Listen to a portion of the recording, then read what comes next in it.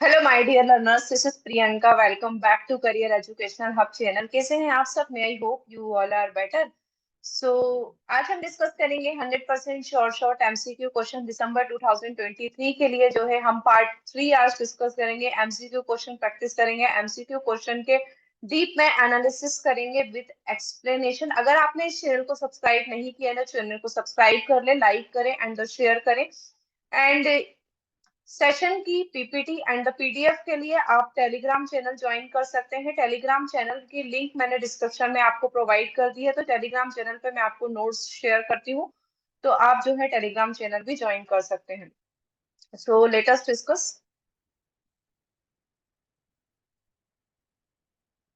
Question number 1।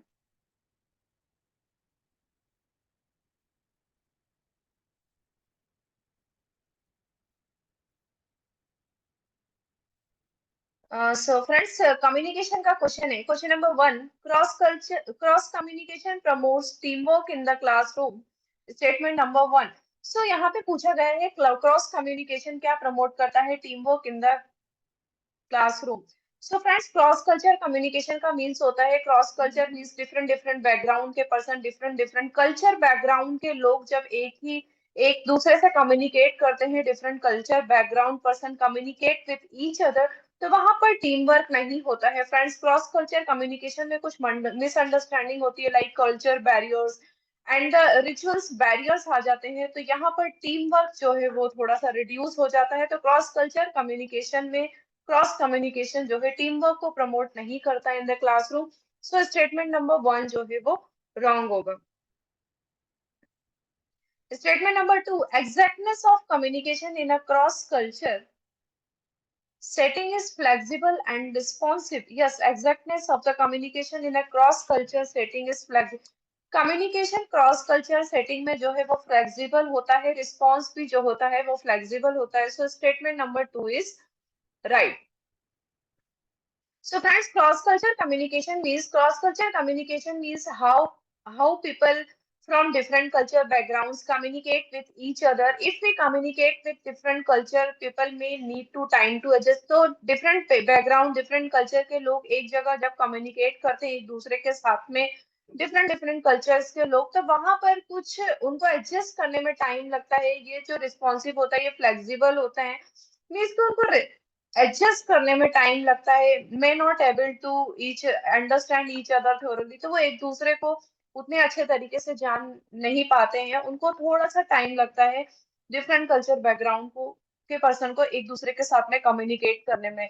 If we want to communicate under cross culture setting, then we have to be flexible, ready to share each other perception to get and right trick. अगर आप cross culture communication में जो है communication करना चाहते हो तो थोड़ा सा जो है फ्लेक्सिबल होना चाह पड़ेगा, उनके अंडरस्टैंडिंग के अकॉर्डिंग, उनके परसेप्शन लेवल के अकॉर्डिंग जो है हमें कम्युनिकेट करना होता है। तो यहाँ पर means cross culture communication means different background, different culture के लोग एक दूसरे के साथ में कम्युनिकेट करते हैं, तो उनको एडजस्ट करने में टाइम लगता है एंड उनको अंडरस्टैंड करने में भी थोड़ा सा टाइम लगता है। So statement number 1 is right and 2 is wrong. Question number 2, by selling 24 pence, a vendor lost the selling price of 6 pence. Find the loss percentage. So friends, ये मैथमेटिक्स का क्वेश्चन मैंने आपके लिए आज ऐड किया है। यहाँ पर सेलिंग प्राइस, फ्रेंड्स इस टाइप के क्वेश्चन जो होते हैं वो आप ओरली सॉल्व कर सकते हो। ओरली कैसे सॉल्व करोगे? By selling 24 pence, selling price कितना है आपका? सेलिंग प्राइस जो है मैं आपको एक्सप्लेन करने के लिए यहाँ पे लिख रही हूँ। सेलिंग प्राइस जो है आपका 24, ओके। एंड आपको लॉस कितना हो रहा है? 6 पेन का, मतलब सेलिंग प्राइस 24, 6 का लॉस हो रहा है, तो हमारा कॉस्ट प्राइस क्या होगा? जब लॉस होता है तो हम लॉस को ऐड कर देते हैं, 24 प्लस 6 आपका जो है कॉस्ट प्राइस हो जाएगा। फाइंड द लॉस परसेंटेज, हमें लॉस कितने का हो रहा है? 6 का। कॉस्ट प्राइस कितना है आपका? 30 and then 100। So loss percentage आपका आ जाएगा ये यहाँ 20%। सो फ्रेंड्स, इसको सॉल्व करने की नीड नहीं है, आप ओरली भी सॉल्व कर सकते हो। सेलिंग प्राइस आपका 24 है एंड जो 6 का लॉस हो रहा है तो कॉस्ट प्राइस हमारा 30 हो जाएगा, 30 एंड लॉस परसेंट मतलब 6 का लॉस हो रहा है 30 पर, that means percentage is 20. So option number third is right. Question number third, research aptitude का क्वेश्चन है. In quantitative research paradigm, which of the following sampling methods are given preference? तो quantitative research में sampling method पूछी गई है. So फिर quantitative research क्या होती है, जिसमें डेटा और आउटकम जो रिजल्ट होता है वो स्टैटिस्टिकल फॉर्म में आता है. दैट मीन्स कि यहाँ पर जो रिजल्ट होता है वो एकदम करेक्ट होता है, आउटकम जो होता है एकदम करेक्ट होता है. लेकिन क्वालिटेटिव रिसर्च में हम अजम्पशन के बेसिस में डेटा को कलेक्ट करते हैं. तो जो डेटा एक्यूरेट होता है, न्यूमेरिकल डेटा होता है, वो sampling method quantitative sampling method होती है. क्वालिटेटिव मींस अजम्पशन के बेसिस पे करते हैं, जहां पर कुछ सब्जेक्टिविटी एंड द पार्शियलिटी होने के चांसेस ज्यादा होते हैं, वो क्वालिटेटिव रिसर्च होती है. तो क्वांटिटेटिव जिसमें सैम्पलिंग मेथड जिसमें डेटा एकदम करेक्ट होगा, तो simple random sampling method is your qualitative sorry quantitative method. Stratified sampling method भी हमारी क्वांटिटेटिव रिसर्च मेथड होती है. एंड स्ट्रेटिफाइड सैम्पलिंग मेथड में क्या होती है, हम पॉपुलेशन को डिफरेंट डिफरेंट सब पॉपुलेशन एंड द ग्रुप में डिवाइड कर देते हैं. फॉर एग्जांपल एक इंडिया है, इंडिया में हमें जो है स्टेट डिफरेंट डिफरेंट डिवाइड कर दिए गए. अब उस स्टेट में डिस्ट्रिक्ट है, डिस्ट्रिक्ट में सिटी है, टाउन है, विलेज है, मतलब पूरी पॉपुलेशन को हम डिफरेंट डिफरेंट सब पॉपुलेशन में डिवाइड कर देते हैं, तो वो स्ट्रेटिफाइड सैम्पलिंग होती है. Stratified sampling is also called as quantitative sampling, जिसमें डेटा एक्यूरेट होता है, कोई assumption के बेसिस पे नहीं करते. मीन्स यहाँ पर सब्जेक्टिविटी होने के कोई चांसेस नहीं होते. Quota sampling, for example exam में अपीयर हो रहे students SC ST OBC PWD के कैंडिडेट को हमने कोटा में डिवाइड कर दिया. कोटा में डिवाइड कर दिया तो वो होती है हमारी कोटा सैम्पलिंग. पर यहाँ पर सब्जेक्टिविटी हो सकती है, इसीलिए ये क्वालिटेटिव, जिसमें आपका रिजल्ट जो है वो एक्यूरेट नहीं होता, वो क्वालिटेटिव सैम्पलिंग होती है. स्नो बॉल सैम्पलिंग मीन्स हम जो है अपने बिलीफ और अजम्पशन के बेसिस पे डेटा को कलेक्ट करते हैं. तो स्नोबॉल सैम्पलिंग भी जो होती है वो क्वालिटेटिव सैम्पलिंग होती है. सिस्टमैटिक सैम्पलिंग में हम डेटा सिस्टमैटिक तरीके से स्टेप बाय स्टेप प्रोसेस के थ्रू कलेक्ट करते हैं, तो वो हमारी क्वांटिटेटिव सैम्पलिंग होती है. सो आपका आंसर हो जाएगा simple random sampling, A B and the E. Quantitative sampling, quota sampling and the snowball sampling जो होती है वो qualitative sampling होती है. So option number second is right. Question number 4.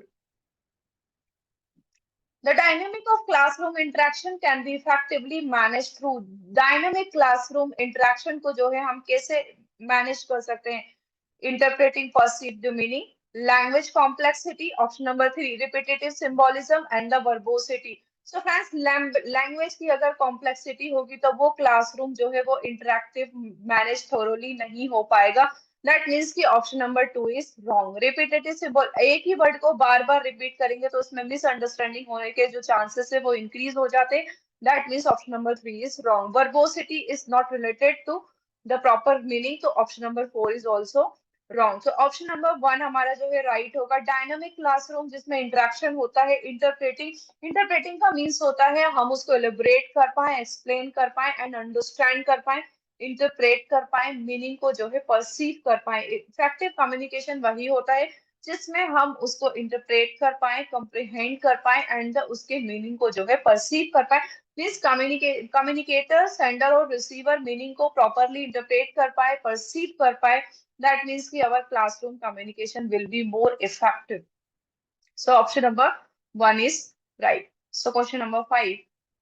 Which of the following research is intervention based cyclic in nature and improvement focus? So friends, आपसे ये research का question है. आपसे साइक्लिक रिसर्च, तो ये एनटीए का मोस्ट फेवरेट क्वेश्चन है. कभी इसको जो है साइकिल में पूछ लिया जाता है तो कभी रिसर्च में पूछ लिया जाता है. मतलब ये एनटीए का मोस्ट फेवरेट क्वेश्चन है. एक्शन रिसर्च, तो आपको पता है एक्शन रिसर्च जो होती है वो साइक्लिक नेचर की होती है. तो प्रीवियस ईयर क्वेश्चन में भी पूछा गया है साइक्लिक इन नेचर में. तो पहले हम साइक्लिक इन नेचर क्या होती है, हम पहले प्लान करते हैं, फिर उसके बाद क्या करते हैं, एक्ट करते हैं. पहले प्लानिंग करते हैं, फिर एक्ट करते हैं, फिर ऑब्जर्व करते हैं, देन फिर रिफ्लेक्ट करते हैं. Action research is qualitative research और ये साइक्लिक इन नेचर की होती है. तो फ्रेंड्स, साइक्लिक इन नेचर हमारी एक्शन रिसर्च होती है. हम इसमें पायलट स्टडी करते हैं, सॉरी एक्शन रिसर्च में हम क्या करते हैं, फ्लेक्सिबिलिटी के बेसिस पे जो है अजम्पशन लगाते हैं, उसको टेस्टिंग करते हैं, तो वो एक्शन रिसर्च होती है। So friends, case study method qualitative होती है, इसमें इन डेप्थ एनालिसिस करते हैं, जो टॉपिक है उसका इन डेप्थ में डीप में एनालिसिस करते हैं, तो it is qualitative in nature. Survey research में हम क्वेश्चन कलेक्ट करते हैं, सर्वे करते हैं, तो ये जो इसमें जो डेटा होता है वो क्वांटिटेटिव होता है। एक्सपेरिमेंटल रिसर्च में हम जो है इंडिपेंडेंट एंड डिपेंडेंट वेरिएबल के ऊपर जो है एक्सपेरिमेंट करते हैं, तो experiment research is also called as quantitative research. तो फ्रेंड्स, आप ये ध्यान रखना, जिस रिसर्च में डेटा आउटकम एक्यूरेट आएगा वो क्वांटिटेटिव होगी, न्यूमेरिकल के फॉर्म में होगा तो वो क्वांटिटेटिव होगी, अजम्पशन बिलीफ के बेसिस पे जिसमें हम डेटा कलेक्ट करेंगे वो क्वालिटेटिव इन नेचर की होगी। सो ये क्वेश्चन आप एक्शन रिसर्च बहुत अच्छे से कर लेना। Experimental research, action research exam में डेफिनेटली रिसर्च में पूछा ही जाता है। या तो रिसर्च में मैं आपको बता दूं, या तो क्वालिटेटिव क्वांटिटेटिव आपसे पूछ लिया जाएगा, या तो आपसे पूछ लिया जाएगा रिसर्च की प्रोसेस पूछ ली जाएगी, या तो action research, experimental research, research के टाइप्स पूछ लिए जाएंगे। तो हम जो है एक वीडियो में रिसर्च के टाइप्स भी जो है डिटेल में डिस्कस कर लेंगे। तो आप ये ध्यान में रखना, plan, do, observe and reflect, ये जो रिसर्च होती है ये साइक्लिक इन नेचर की होती है, एक्शन रिसर्च। तो ऑप्शन नंबर 4 इज राइट। तो फ्रेंड्स, लॉजिकल रीजनिंग का ये क्वेश्चन है। Arrange the sequential order of slopes in Nyaya philosophy. न्याय फिलोसफी के अकॉर्डिंग जो है आपको सीक्वेंस में लगाना है। प्रतिज्ञा, प्रतिज्ञा मीन्स वही प्रत्यक्ष आपका। सो प्रतिज्ञा, प्रत्यक्ष हमारा फर्स्ट नंबर पे होता है।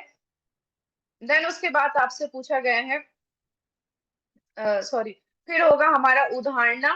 फर्स्ट प्रतिज्ञा मतलब प्रत्यक्ष, देन उदाहरणा, देन सॉरी हेतु जो है आपका थर्ड नंबर पे हो जाएगा। And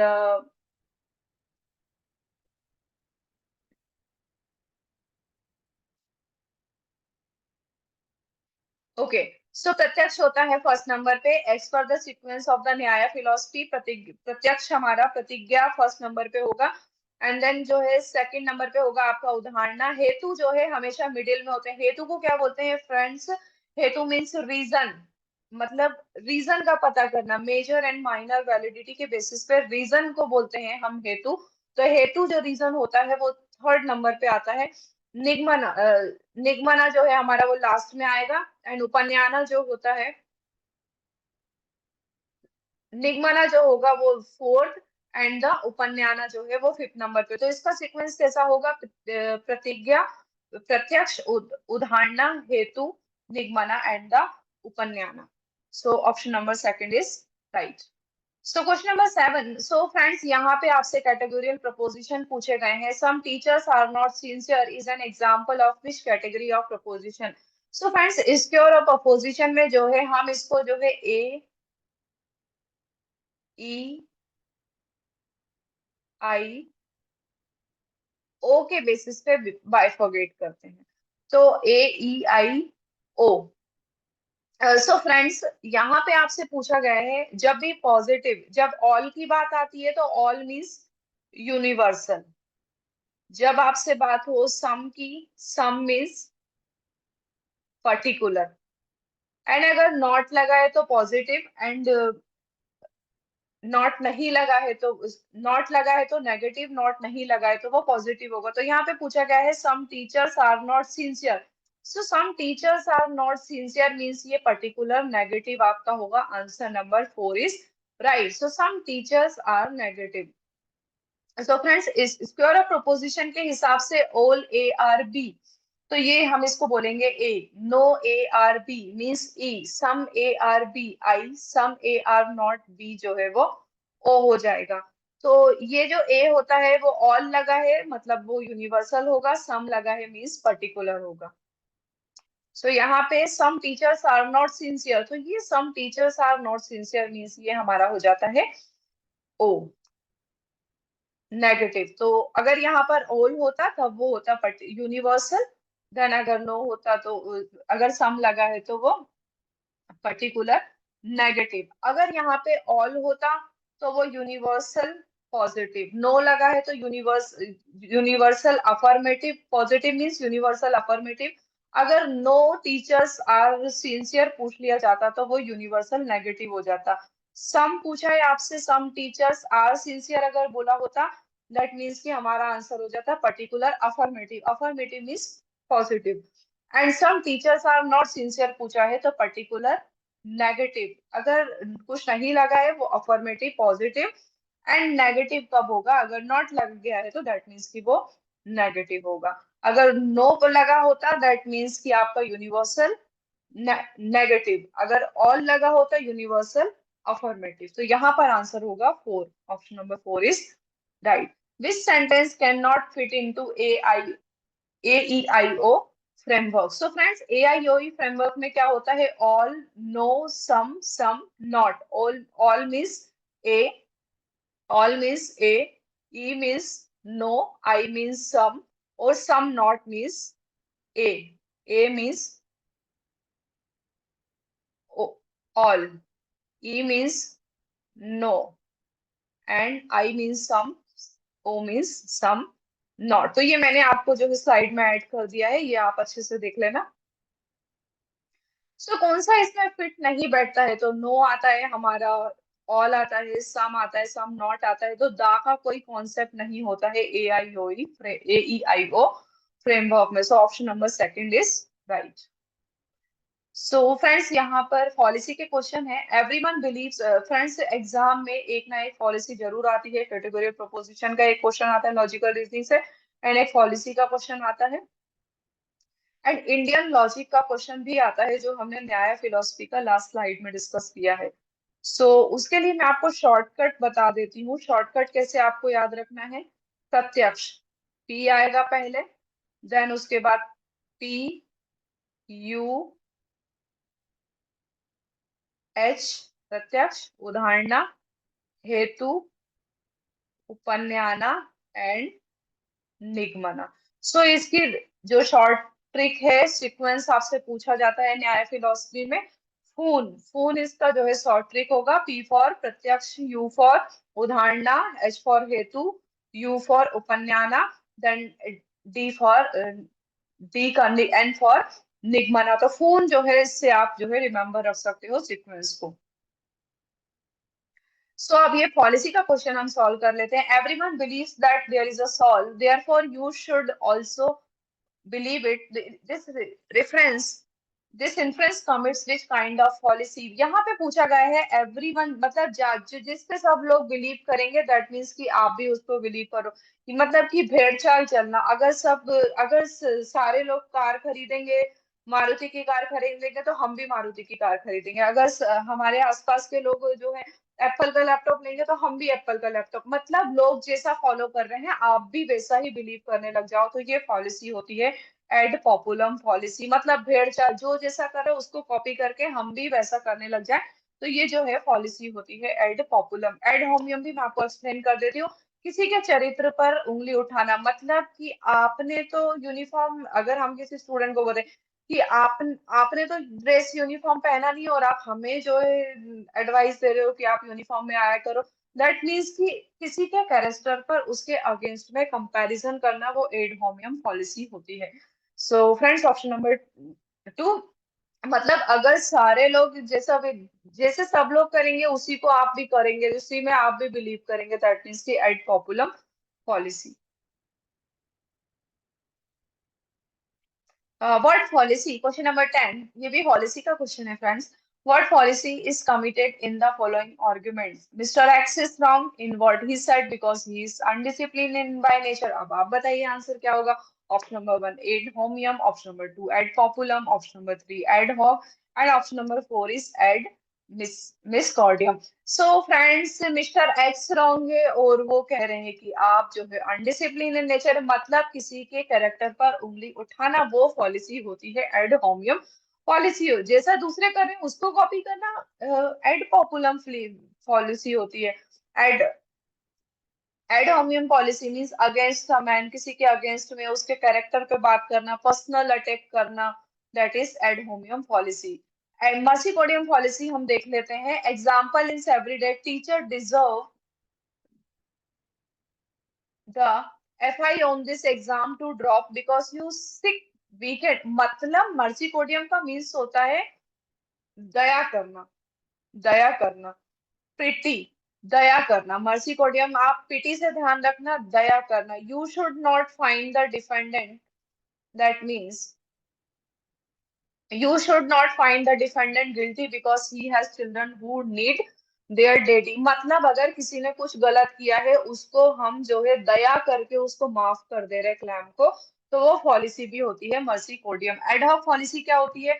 ad hoc policy, for example my paper and pencil test of intelligent is better than, मतलब हम यहाँ पर एडहॉक पॉलिसी में रीजन जो दे रहे हैं वैलिड नहीं दे रहे हैं, रीजन विदाउट वैलिडिटी के बेसिस पे हम जो है आर्गुमेंट करें, क्योंकि पेपर और पेन का जो है इंटेलिजेंस से कोई लेना देना नहीं है। Intelligence is different, paper and pencil is different. That means कि हम पेपर एंड पेंसिल को इंटेलिजेंस के साथ में जो है कंपैरिजन कर रहे हैं, मतलब हम वैलिडिटी रीजन को आर्गुमेंट के साथ में जब कंपैरिजन करते हैं तो वो पॉलिसी होती है ad hoc policy.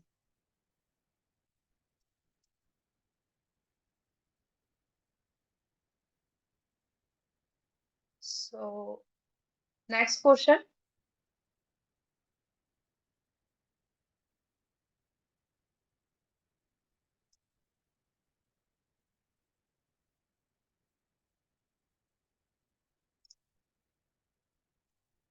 Which of the following areas of liberal education or at the higher level in the Federal Society of Europe were classified under quadrium? So friends, आपसे quadrium पूछे गए हैं यहाँ पर।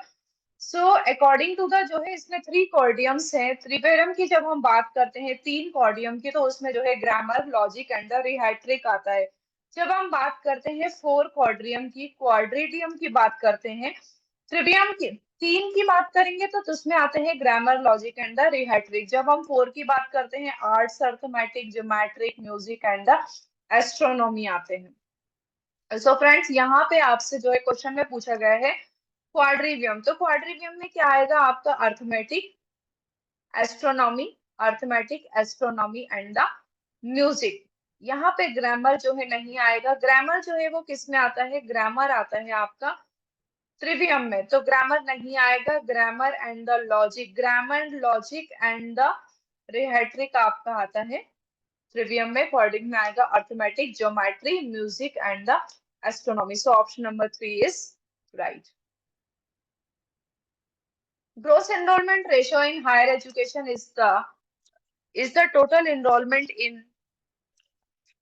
higher education regardless of age expressed as a percentage to the eligible official population in a given school year। So higher education में total gross enrollment ratio का जो age का जो percentage हम निकालते हैं वो निकालते हैं 18 to 23 ईयर के पर्सन। तो लास्ट जो है वीडियो में मैंने आपके साथ में डिस्कस किया था एनईपी, नेशनल एजुकेशन पॉलिसी 2020 के हिसाब से ग्रॉस एनरोलमेंट रेशियो का जो है हमें टारगेट अचीव करना है, 50% अचीव करना है 2035 तक 50% का टारगेट अचीव करना है। तो ये किस एज ग्रुप के पर्सन में हम निकालते हैं? ये जो है एलिजिबिलिटी हायर एजुकेशन जो है ग्रॉस एनरोलमेंट निकालते हैं 18 to 23 ईयर के एज ग्रुप के पर्सन के बीच में। Question number 13. The open university system needs to be introduced in order to expand opportunity of access to higher education. It was emphasized.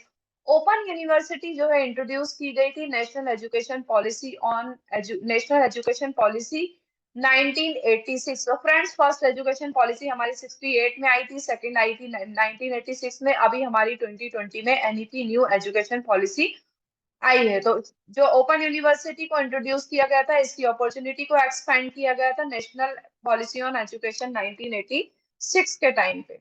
So option number 4 is right. 14. Which of the following modality of higher education is the example of evaluation in the post-independence India?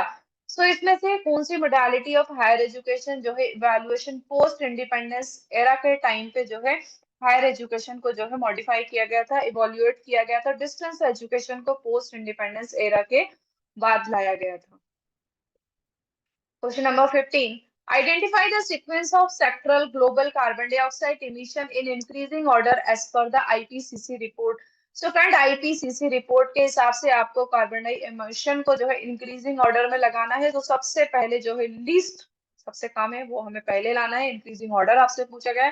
Class exam में जो है ये silly mistake होती है, increasing पूछ लिया जाता है, हम पहले से जो है जो सबसे ज्यादा है वो लगा देते हैं। तो मैं आई होप कि आप ये थोड़ा सा ध्यान में रखना। हम चार्ट के थ्रू पहले डिस्कस कर लेते हैं। Heat and the electricity production जो है कार्बन डाइऑक्साइड इमिशन के हिसाब से 25% है। उसके बाद agriculture forestry and the land आएगा 24%। उसके बाद इंडस्ट्री जो है थर्ड नंबर पर है। फर्स्ट नंबर पे electricity, then agriculture second number पे, ट्रांस इंडस्ट्री, देन ट्रांसपोर्टेशन आपका फोर्थ नंबर पे है। अदर एनर्जी फिफ्थ नंबर पे। लास्ट सबसे कम है बिल्डिंग। सो लीस्ट हो जाएगा आपका बिल्डिंग, लिस्ट हो जाएगा बिल्डिंग, देन ट्रांसपोर्टेशन, देन जो है इंडस्ट्री, देन जो है electricity and the heat production. तो सबसे ज्यादा carbon dioxide emission electricity and the heat production का है। इसमें लैंड एंड द फॉरेस्ट नहीं दिया गया है तो हम इसलिए इंडस्ट्री लगा देंगे। इंडस्ट्री आपका जो है सबसे सेकंड लार्जेस्ट हो जाएगा, देन उसके बाद transportation and the building. So option number one is right. मैं आई होप कि आपको ये वीडियो पसंद आई होगी। अगर आपको ये वीडियो इन्फॉर्मेटिव लगती है तो आप अपने फ्रेंड्स के साथ में ज्यादा से ज्यादा शेयर करें, एंड ऐसे ही वीडियो को देखने के लिए लाइक शेयर एंड सब्सक्राइब करें। Thank you so much.